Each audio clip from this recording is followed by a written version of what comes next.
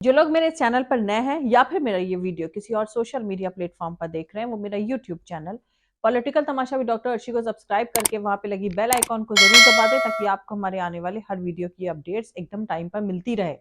और दोस्तों, अगर आपको हमारा काम पसंद आता है, अगर आपको हमारे वीडियोज इन्फॉर्मेटिव लगते हैं, तो आप अपने इस चैनल को सपोर्ट कर सकते हैं इसके पेट्रॉन बन करके। और पेट्रॉन बनने का लिंक मैंने इसी वीडियो की डिस्क्रिप्शन में डाल दिया, जिस पर क्लिक करके आप डायरेक्टली अपने इस चैनल के पेट्रॉन बन सकते हैं। और एक और तरीके से आप अपने इस चैनल को सपोर्ट कर सकते हैं, वो है इसकी मेंबरशिप लेकर के। और मेंबर बनने का लिंक भी इसी वीडियो के डिस्क्रिप्शन में दिया गया है, जिस पर क्लिक करके आप डायरेक्टली अपने इस चैनल के मेंबर बन सकते हैं। तो चलिए आज के सियासी तमाशे के सफर को शुरू करते हैं।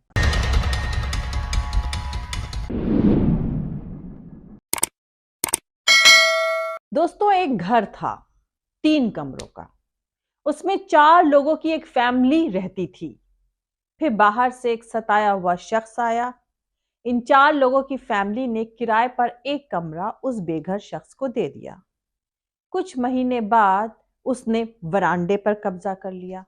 लोगों ने सवाल किया तो चीखने लगा कि मुझ पर जुल्म करा गया था और यहां पर भी मुझ पर जुल्म किया जा रहा है। खैर, उसके बाद एक पड़ोसी ने उसकी मदद करी और उसने एक और कमरे पर कब्जा कर लिया। उसके बाद पंचायत बैठी। पंचायत का मुखिया उस बाहरी शख्स का दोस्त था, तो पंचायत ने फैसला दिया कि बाहर से आए आदमी को 2 कमरे मिलेंगे। एक कमरा और वरांडा मकान मालिक का रहेगा। लेकिन बाहरी ने फैसला नहीं माना और दोनों कमरों के साथ साथ वरांडे पर भी कब्जा कर लिया। फिर कुछ दिनों के बाद किचन पर भी कब्जा कर लिया। आखिर में उसने पूरे घर पर कब्जा कर लिया और पिछवाड़े की जगह मालिक को दे दी। उस बाहरी शख्स ने अपने रिश्तेदारों को भी वहां पर बुला लिया। बाहरी शख्स का दावा था कि उसके वर्शिप प्लेस में रखी किताब में लिखा है कि यह घर उसका है और उसके पुरखे 3300 साल पहले 70 दिन यहां रह चुके हैं। बेचारा मकान मालिक अपनी फैमिली के साथ अपने ही घर में पिछवाड़े में शेड डालकर रहने लगा। बाहरी शख्स यही नहीं रुका, उसने उसकी बिजली काट दी, पानी की सप्लाई रोक दी। फिर एक दिन उसने उस घर के एक लड़के को इतना मारा कि उसकी हड्डी टूट गई। बाप समझाने गया तो उसको भी मारा। दूसरे लड़कों को गुस्सा आया, उसने धक्का दे दिया और बाहरी शख्स गिर पड़ा। अब बाहरी शख्स का दोस्त पड़ोसी चिल्लाया, आतंकी है ये लड़का, टेररिस्ट है ये लड़का, मारो इसको, मैं साथ में हूं। पड़ोसी के दिए गए हथियारों से बाहरी शख्स पूरे घर को मारने लगा। उस घर से सैकड़ों किलोमीटर दूर कुछ सियार रहते थे। उस पड़ोसी की आवाज सुनकर वो भी चिल्लाने लगे, मारो मारो, टेररिस्ट को मारो। दोस्तों, ये एकदम सिंपल लैंग्वेज में फिलिस्तीन यानी पैलेस्टीन की कहानी है। ये बाहरी शख्स इजराइल है और इजराइल की तरफ से फिलिस्तीन की जमीन पर अवैध कब्जा इस झगड़े की वजह है। दरअसल दोस्तों, सन 1948 में जैसे ही इजराइल वजूद में आया, उसने फिलिस्तीन की जमीन पर जबरन कब्जा करना शुरू कर दिया था और उसके इस इलीगल एक्सपेंशन के खिलाफ कोई आवाज यूएस ब्रिटेन ने नहीं उठाई। एक तो यहूदी होमलैंड के नाम पर इजराइल का गठन ब्रिटेन ने कर दिया, और दूसरी बात, जब इजराइल ने अपनी सरहद फैलाई यानी फिलिस्तीन की जमीन पर अवैध कब्जा करना शुरू कर दिया, तो इसे इजराइल का डिसिप्लिन, उन्नति, प्रोग्रेस और सेल्फ कॉन्फिडेंस कहकर इसे फैला दिया गया। दोस्तों, जब इजराइल अपनी तय सरहद को लांघ करके फिलिस्तीन में घुस रहा था, तब तो ना तो यूएन ने कोई इंटरफेयर किया और ना ही किसी वेस्टर्न कंट्रीज ने इजराइल को रोका। ब्रिटेन तो अपना साम्राज्य गंवाकर अपना घाव सहला रहा था और अमेरिका, जो एक नया सुपर पावर बन चुका था, वो तो अपने देश से सैकड़ों किलोमीटर दूर एशिया में एक ऐसा मुल्क को अपने साथ मिलाने जा रहा था जो बाद में एक बड़ी ग्लोबल एक्टिविटीज होनी थी और उसके लिए मददगार साबित होने वाली थी।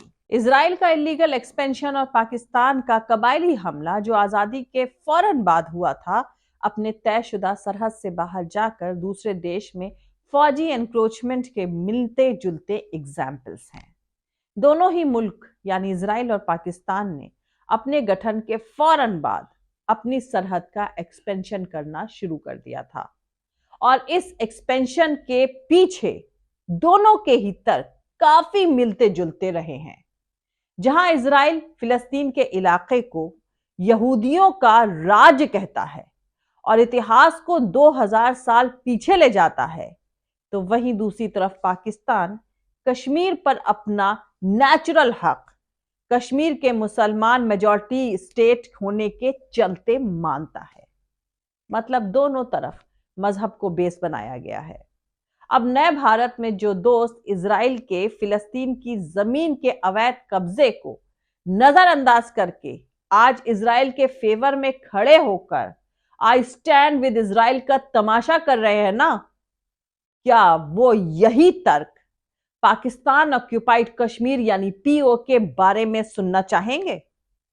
तो दोस्तों, इजराइल जब एक देश बना तो तर्क था कि यहूदियों का कोई एक होमलैंड नहीं है, इसीलिए उन्हें वही जगह दी गई है जो जगह हजरत मूसा अलैहिस्सलाम को फिरौन ने कैप्टिविटी से फ्री करके उनके कबीले बनी इजराइल के लिए दी थी।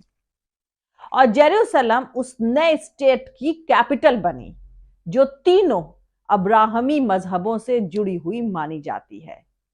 इस नए राज्य का विरोध तब भी हुआ था और फिलिस्तीन में तब भी गुस्सा और डिससेटिस्फैक्शन था, पर उस गुस्से और डिससेटिस्फैक्शन को कम करने के लिए किसी दोस्ताना एजेंडे पर ना तो इजराइल आगे बढ़ा और ना ही यूएनओ और ना ही इजराइल को वजूद में लाने वाला ब्रिटेन, यूएसए जैसे वेस्टर्न कंट्रीज ने कोई कोशिश करी।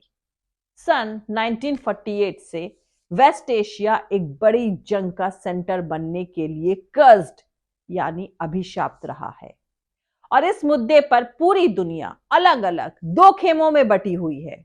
एक इजराइल का साइड में है तो दूसरा खेमा फिलिस्तीन के साइड है। जब तक इजराइल फिलिस्तीन की कब्जा करी गई अवैध जमीन नहीं छोड़ेगा, ये झगड़ा और जंग की वारदातें होती ही रहेंगी। अब मुश्किल इजराइल नाम के एक नए देश के वजूद से नहीं है, उसे तो तकरीबन सभी मुल्कों ने रिकॉग्निशन दे रखा है। मुश्किल इजराइल के तरफ से उस जमीन पर अवैध कब्जे की है जो इजराइल अपने पैदा होने के वक्त से ही लगातार किए जा रहा है। इस झगड़े पर दुनिया के तमाम बड़े लीडर्स ने बयान दिया है, कुछ आप लोगों को बताती हूं। The Zionist argument to justify Israel's present occupation of Arab Palestine has no intelligent or legal basis in history, not even in their own religion. दोस्तों, ये मैलकॉम एक्स का बयान है। इसका मतलब है कि अरब फिलिस्तीन पर इजराइल के मौजूदा कब्जे को सही ठहराने की ज़ायनी ताकत का इतिहास में कोई तार्किक या कानूनी बेस नहीं है, यहां तक कि उनके अपने मजहब में भी नहीं है।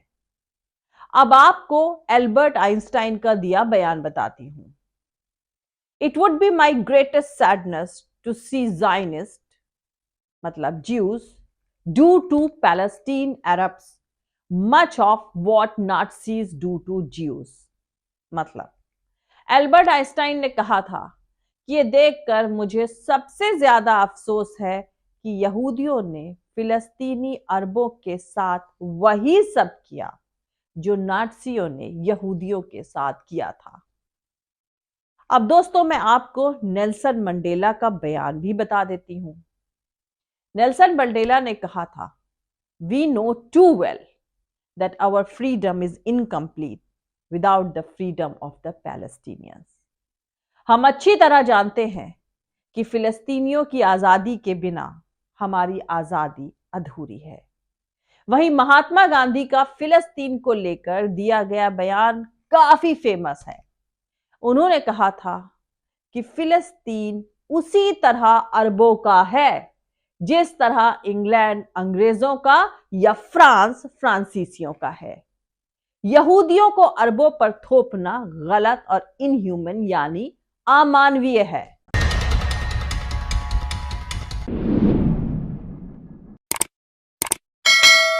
तो मिलते हैं अगले वीडियो में किसी दूसरे नए सियासी तमाशे के साथ। जय हिंद, सत्यमेव जयते, अल्लाह हाफिज। दोस्तों, हमारा पूरा वीडियो और दूसरे और वीडियोस देखने के लिए हमारा यूट्यूब चैनल पॉलिटिकल तमाशा भी डॉक्टर अर्शी को सब्सक्राइब करके वहां पे लगी बेल आइकॉन को जरूर दबा दें, ताकि आपको हमारे आने वाले हर वीडियो की अपडेट्स एकदम टाइम पर मिलती रहे। और दोस्तों, अगर आपको हमारे वीडियोस इंफॉर्मेटिव लगते हैं, अगर आपको हमारा काम पसंद आता है, तो आप अपने इस चैनल को सपोर्ट कर सकते हैं। इस चैनल को सपोर्ट कैसे कर सकते हैं? एक तो इसकी मेंबरशिप लेकर के, जिसका लिंक इसी वीडियो के डिस्क्रिप्शन में दिया गया है। डायरेक्ट उस पर क्लिक करें और अपने इस चैनल के मेंबर बन जाएं। और एक और तरीके से आप अपने इस चैनल को सपोर्ट कर सकते हैं, वो है इसकी पेट्रॉन बन करके। और पेट्रॉन का लिंक भी मैंने इसी वीडियो के डिस्क्रिप्शन में डाल दिया है, उस पर क्लिक करके और आप अपने इस चैनल के पेट्रॉन बन जाएं। और आप हमें फॉलो भी कर सकते हैं हमारे ट्विटर, इंस्टाग्राम और फेसबुक पेज पर। मेरा ट्विटर हैंडल है @arshi_aziz khan। थैंक यू, मिलते हैं अगले वीडियो में।